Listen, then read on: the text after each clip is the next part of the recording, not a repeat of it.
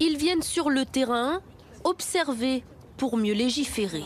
Madame la députée, bonjour. Ces 4 députés En Marche visitent un centre de rétention. On les enregistre. L'occasion notamment de demander au personnel son avis sur l'allongement du délai de rétention de 45 à 90 jours. En termes de gestion quotidienne, ça va poser des difficultés parce qu'on aura des personnes privées de liberté pendant 3 mois, ce qui n'est pas anodin.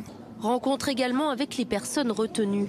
Si la France vous renvoie en Tunisie, vous allez requitter la Tunisie, vous allez revenir en France ou vous allez essayer un autre pays? Non, la France, moi, chez mon frère. Je veux aller chez mon frère ici. Ouais, j'entends.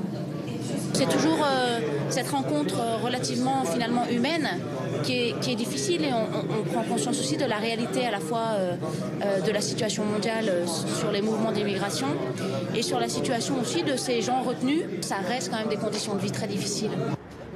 Dans le 10e arrondissement de Paris, une autre députée visite une plateforme d'accueil des demandeurs d'asile avec un premier constat. On a voulu vous faire venir à cette heure, qui est l'heure d'ouverture, pour permettre de vous rendre compte de la réalité des choses tous les matins.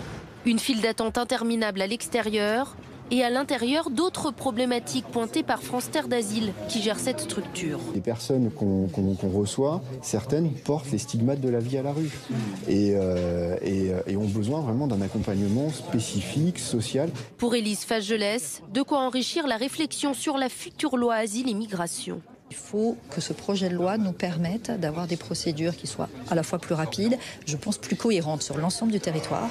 Les observations de ces députés ont été restituées mercredi dernier, une semaine avant la présentation de ce projet de loi en Conseil des ministres.